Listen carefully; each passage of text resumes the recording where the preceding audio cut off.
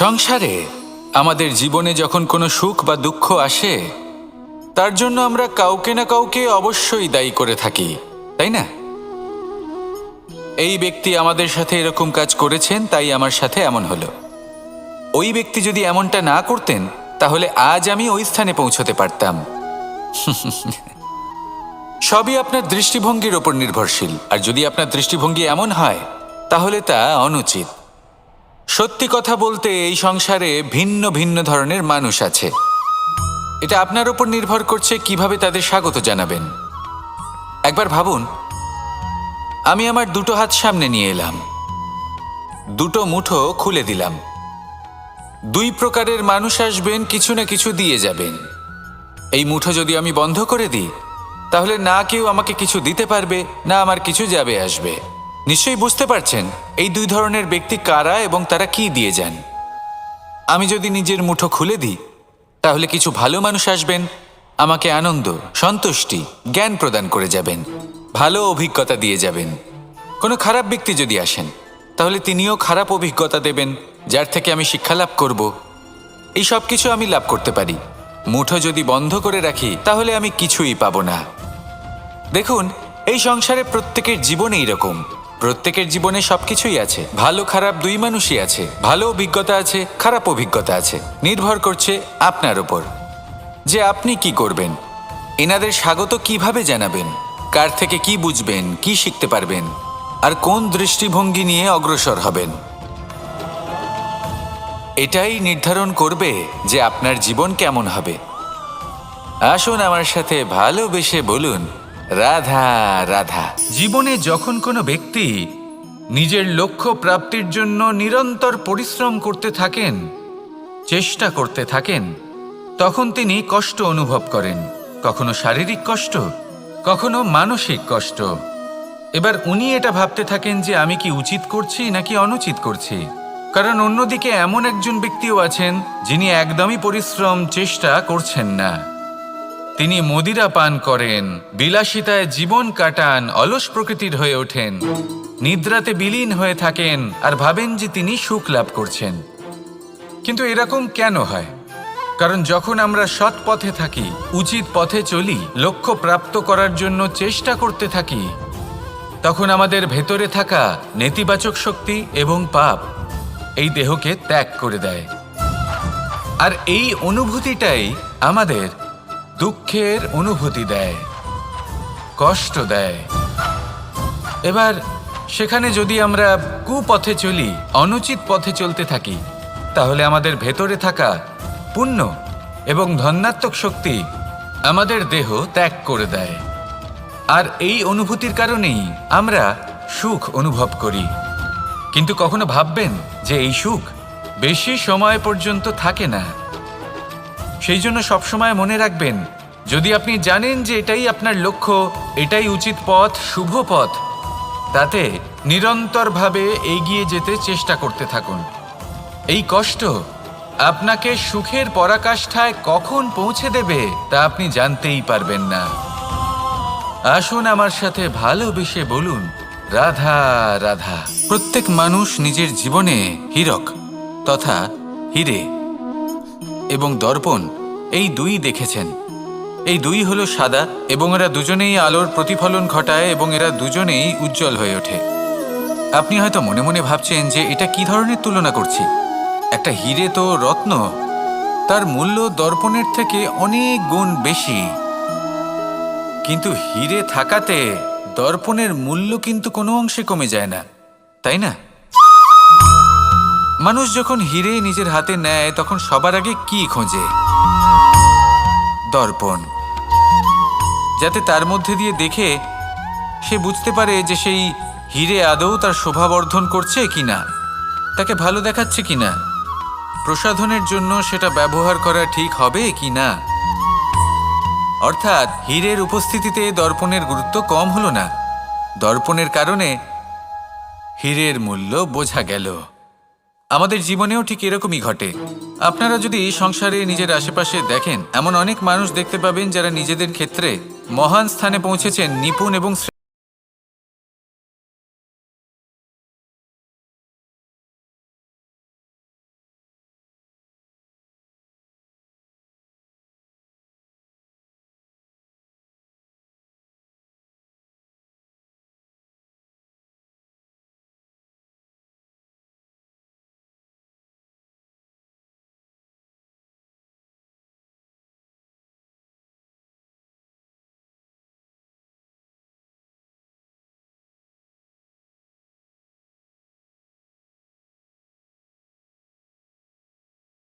মনে করবেন না। আসুন আর আমার সাথে ভালোবেসে বলুন, রাধা রাধা। মানুষ জন্মগ্রহণ করে, তার সাথে ভয়েরও জন্ম হয়। ছোটবেলা থেকেই আমাদের মনে কোনো না কোনো প্রকারের ভয় থেকেই যায়। কেউ এই বিষয়ে ভয় পায় যে তার কোনো বস্তু তার থেকে দূরে চলে যাবে। কেউ এই বিষয়ে ভয় পায় যে আমি নিজেকে হারিয়ে ফেলব। কেউ এই ভেবে ভয় পায় যে আমার প্রিয়জনেরা তারা যেন আমার থেকে দূরে না চলে যায়। কেউ এই ভেবে ভয় পায় যে আমরা যেন পথ না হারিয়ে ফেলি, আদি ইত্যাদি। কিন্তু সত্যি কথা বলতে, ভেবে দেখুন এই ভয় বাস্তবে কি? শুধুই একটা মনস্থিতি, আর কিছুই নয়। যা কিছু আপনি জীবনে পেয়েছেন তা একদিন আপনাকে হারাতে হবে। এই জীবন হলো আপনারই, কিন্তু তাও একদিন সমাপ্ত হবে। তাই ভয় পেয়ে কি লাভ? এই ভয় শুধু আপনাকে জীবনযাপন করা থেকে বাধা দিচ্ছে, আর কিচ্ছু নয়। পথ হারিয়ে ফেললেই বুঝতে পারবেন যে নতুন পথ কিভাবে বানাতে হয়। কিছু মানুষকে জীবন থেকে হারালে তবেই আপনি বুঝবেন যে আপনার আপনজনকে। এই ভয়ের কারণে ভীত হয়ে থাকবেন না। এই তারা নক্ষত্র অন্ধকারের অভাবে গুরুত্ব হারায়। শিবকেও মহাদেব হওয়ার জন্য বিষপান করতে হয়েছিল। প্রত্যেক পরিস্থিতি, প্রত্যেক সাফল্য আপনার পরীক্ষা নেবে। তাতে উত্তীর্ণ হওয়া হলো আপনার কর্ম। যখনই আপনি ভয় পাবেন বা সংকটের সম্মুখীন হবেন, তখন সাহসের সাথে তার সম্মুখীন হন। মনে রাখবেন, যে সম্মুখীন হতে জানে, সাফল্য তার সাথে সবসময় থাকে। আসুন আর আমার সাথে ভালোবেসে বলুন, রাধা রাধা। এই সংসারে সবথেকে বেশি কোমল বস্তু হলো রেশম। এই রেশম এতটাই কোমল হয় যে এর পুরো একটা থান শুধুমাত্র একটা হাতে ধরা সম্ভব।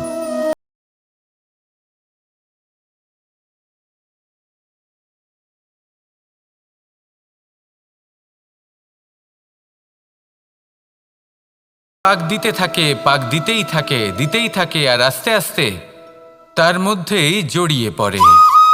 শেষে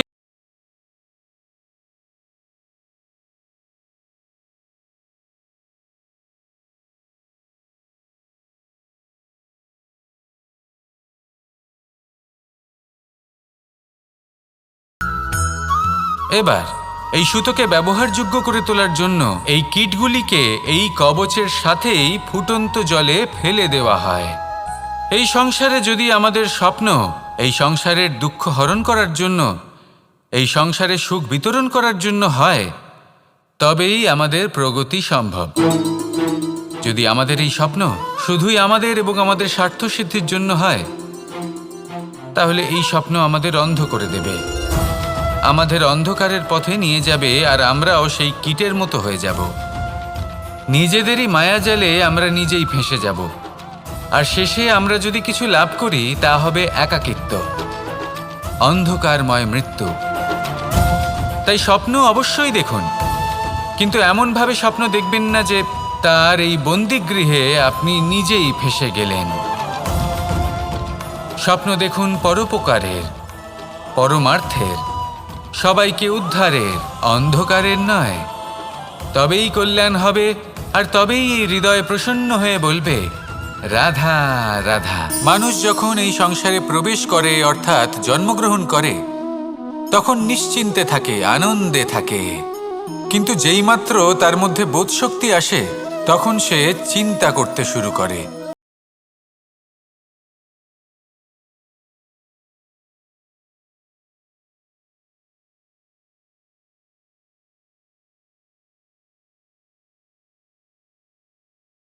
আমার পরিবার, আমি কি ঠিকমতো তার খেয়াল রাখতে পারছি? কাল যখন আমি এই সংসার থেকে চলে যাব, তখন আমার এই পরিবারের দেখাশোনা কে করবে? শেষ পর্যন্ত এই পরিবার তো আমারই উত্তরদায়িত্ব। যাক, আপনাকে একটা প্রশ্ন করি। এই সংসারে আসার পূর্বে আপনি কি এই প্রশ্ন করেছিলেন, এটা ভেবেছিলেন যে আমাকে ছাড়া এই সংসার কিভাবে চলবে? করেননি, তাই তো?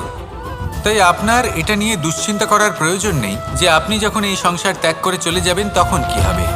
আপনি যখন ছিলেন না তখনও এই সংসার চলছিল, আপনি যখন এই সংসার ত্যাগ করবেন তখনও এই সংসার চলতে থাকবে।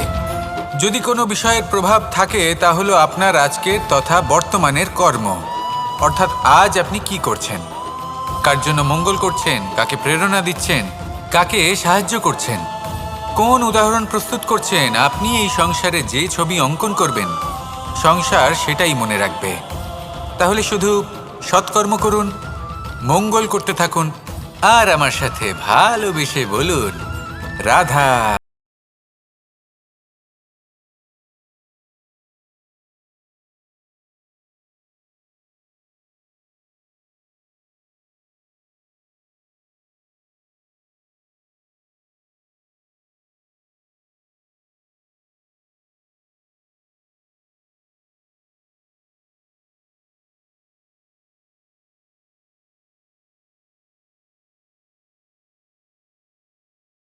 কিন্তু সেখানে শেয়াল বলল, আমি তো এরকম কিছু করিনি।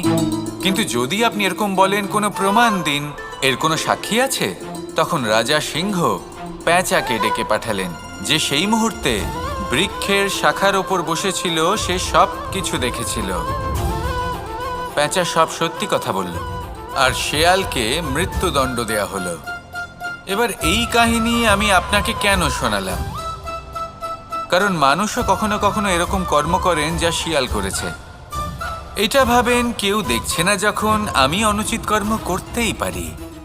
কিন্তু না, আপনি যাই করুন না কেন, কেউ না কেউ অবশ্যই তা দেখছে।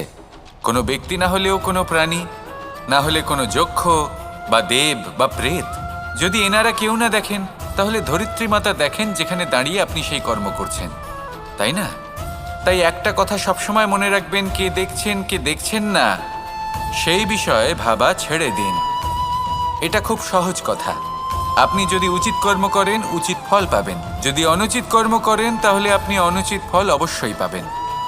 সেই জন্য উচিত পথে চলতে থাকুন, উচিত কর্ম করতে থাকুন, আর আমার সাথে ভালোবেসে বলুন, রাধা রাধা। সুখ, দুঃখ এবং শক্তি, এই তিন হলো এই সংসারের ত্রিদেবের মতো। আমাদের জীবনে যা কিছু ঘটছে,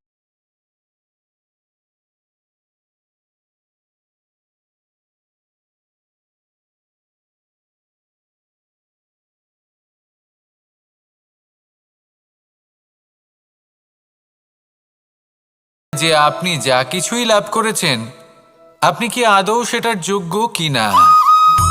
ঠিক সেইভাবেই এই সুখ, দুঃখ এবং শক্তি আপনার পরীক্ষা নিয়ে থাকে। যখন সুখ আসে, তখন সে আপনার পরীক্ষা নেয় যে আপনার মধ্যে অহংবোধ জাগ্রত হয়নি তো। যদি অহংবোধ চলে আসে, তাহলে সুখ সেখানেই সঙ্গ ত্যাগ করে। দুঃখ আপনার ধৈর্যের পরীক্ষা নিতে থাকে, আর যদি আপনার মধ্যে ধৈর্য না থাকে, তাহলে এটা আপনাকে আরো বেশি দুঃখের গভীর অন্ধকারে ঠেলে দেবে। সেখানে শক্তি পরীক্ষা নেয় আপনার বিনম্রতার। যদি আপনি বিনম্র না হন, তাহলে হয় এই শক্তি আপনার সঙ্গ ত্যাগ করবে, নয় এই শক্তি বিনম্রতার অভাবে আপনার পতনের কারণ হতে পারে। এই সংসারে যে কোনো ব্যক্তি যিনি এই পরীক্ষায় উত্তীর্ণ হয়ে থাকেন, এই জীবনে তিনি সাফল্য লাভ করেন।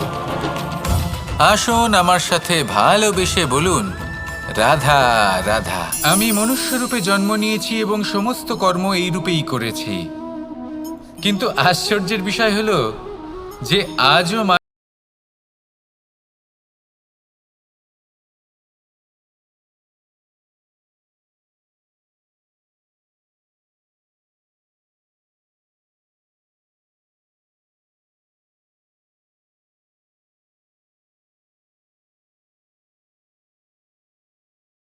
জ্ঞান, যার ভিত্তিতে মানুষ যা চাইবেন তাই লাভ করতে পারবেন, যদি সঠিক কর্ম করতে থাকেন।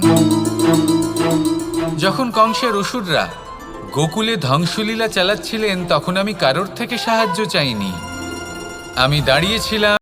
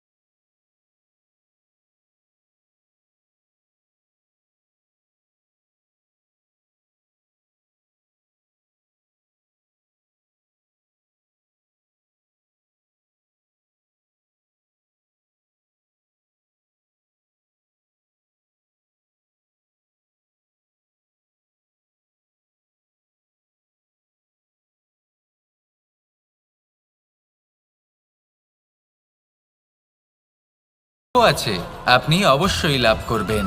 আর এই মন সুপ্রসন্ন হয়ে বলবে, রাধা রাধা। ভোজন, এই সংসারে যেই হোক না কেন, কোনো মানুষ হোক, কোনো প্রাণী হোক, কোনো কীট হোক বা কোনো বনস্পতি হোক, প্রত্যেকের জন্য ভোজন অতি আবশ্যক। কারণ ভোজন থেকেই শক্তি পাওয়া যায়, আর সেই শক্তি দিয়েই সংসারের, আমাদের জীবনের সমস্ত কার্য করা যায়। এবার এমন এক ধরনের শক্তি হয় যা শীতের ঋতুতে সূর্য থেকে আমরা পেয়ে থাকি, আর আরেক ধরনের উত্তাপ হয় যা দিয়ে ভোজন রান্না করা হয়, সুস্বাদু নানান ধরনের ভোজন। এবার অত্যন্ত গুরুত্বপূর্ণ হলো যে ব্যক্তি সেই ভোজন বানাচ্ছেন তার মানসিক পরিস্থিতি এবং সেই ব্যক্তি যিনি ভোজন গ্রহণ করছেন তার মানসিক অবস্থা। যখনই আপনি ভোজন বানাচ্ছেন তখন ভালোবাসার সাথে কাজটা করুন, ধন্যাত্মক ভাব নিয়ে, সৎ ভাবনার সাথে। কারণ আপনার এই মানসিক স্থিতি শক্তির আকারে সেই খাদ্যের সাথে মিলেমিশে যায়। আর যখনই আপনি ভোজন গ্রহণ করছেন তখন সদ্ভাবনার সাথে, প্রসন্নতার সাথে গ্রহণ করুন, ধন্যাত্মক ভাব নিয়ে। যদি আপনি প্রসন্নতার সাথে রান্না করেন, প্রসন্নতার সাথে খাদ্য গ্রহণ করেন, তাহলে আপনি প্রসন্নই থাকবেন। আর মন সুপ্রসন্ন হয়েই বলবে, রাধা।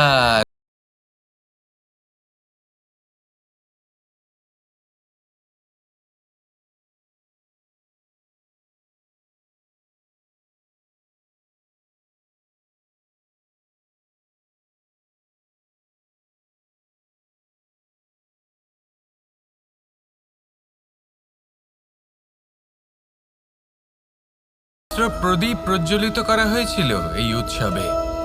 একে আমরা দীপাবলি বলে থাকি। এবার এই বিষয়ে আমরা সকলে জানি। আপনি কি এটা জানেন যে শ্রীরাম বাস্তবে অমাবস্যার এক রাত আগেই অযোধ্যায় পৌঁছে গেছিলেন? সবার সামনে অমাবস্যার রাতে এসেছিলেন। এর কারণ কি? শ্রীরাম প্রমাণ করতে চেয়েছিলেন যে যে কোনো সময়, দিন হোক বা রাত, শুভ বা অশুভ হয় না। শুভ অশুভ কিছু থাকলে তা হলো মানুষের চিন্তা, তার ভাবনা, তার নির্বাচন আর তার কর্ম। নিজেই দেখে নিন, শ্রীরাম শুভ কাজ করে ফিরেছিলেন এবং অমাবস্যার মতো গভীর এক রাত্রিকেও দীপাবলিতে পরিবর্তিত করেছিলেন। এমনটাই যদি আমরা করতে পারি, তাহলে এমন কোনো গৃহে যান যেখানে অসহায় ব্যক্তি রয়েছেন, যা অন্ধকারাচ্ছন্ন, আর সেখানে প্রকাশ প্রজ্বলিত করুন। প্রকাশ সহায়তার, প্রেরণার, আশার। যদি এমন কিছু আমরা করতে পারি তাহলে তাকে প্রকৃত অর্থে দীপাবলি বলা যেতে পারে। তাহলে নিজের পরিবারের সাথে দীপাবলি পালন করুন। আপনাদের শুভেচ্ছা জানাই। আসুন আর আমার সাথে ভালোবেসে বলুন, রাধা রাধা। এই শুকনো পাতাটিকে দেখুন, নিষ্প্রাণ হয়ে পড়েছে। কোনো একটা সময় এই পাতাটি একটা গাছের ডালে ছিল। সেই গাছ ওর লালন পালন করত। যখন যখন বাতাস বইত, এই পাতায় কম্পন দেখা দিত, মনকে প্রফুল্ল করে তুলত। কোনো একদিন এই পাতা গাছের ডাল থেকে ঝরে পড়ে গেল। নিঃসন্দেহে ও নিজের স্বাধীনতা পেল, কিন্তু আস্তে আস্তে শুকিয়ে গেল, নিষ্প্রাণ হয়ে গেল। দেখুন, আমি এই কথা বলছি না যে স্বাধীনতা অনুচিত, কখনোই না। কিন্তু যে কোনো পরিস্থিতিতে স্বাধীন হতে চাওয়া, এটা নিশ্চিতরূপে অনুচিত। আমরা যদি আমাদের জীবনে পরিবারের গুরুত্ব ভেবে দেখি, তাহলে এই পরিবারে যতই মতভেদ থাকুক না কেন, যতই মনোমালিন্য থাকুক না কেন, যতই বিবাদ থাকুক না কেন, এই সব মিটিয়ে নেওয়া অত্যন্ত প্রয়োজনীয়। সেই সব কিছু সমাপ্ত করা অত্যন্ত প্রয়োজনীয়। কখনো এই পরিবারকে ভাঙতে দেবেন না, কখনো এই পরিবার থেকে দূরে চলে যাবেন না। এই পরিবার হলো আমাদের জীবনের একটা অমূল্য সম্পদ, অমূল্য এক আশ্রয়, যা এই সংসারে হয়তো কোথাও আপনি পাবেন না। তাই একে আগলে রাখুন। ভেবে নিন আপনি পাতা আর আপনার পরিবার সেই গাছ। আসুন আমার সাথে ভালোবেসে বলুন, রাধা রাধা।